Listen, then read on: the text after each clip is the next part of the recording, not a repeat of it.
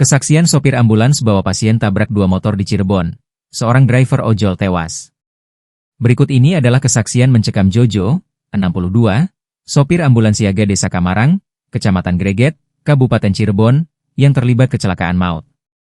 Jojo membeberkan kronologi kecelakaan maut yang terjadi di Jalan Raya Sudirman, jalur penghubung antara Penggung dan Ciperna, Kota Cirebon, Kamis, 19 Juni 2025, pagi.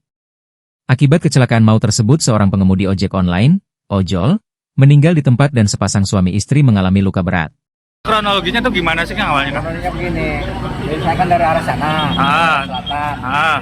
Dari sini keluar, nyebrang ngedadak, lawan arah Pak. Lawan arah, kita kan nggak tahan ya, soalnya kan ngedadak. Walaupun kita rem, kita buang arah, tetap dia kena.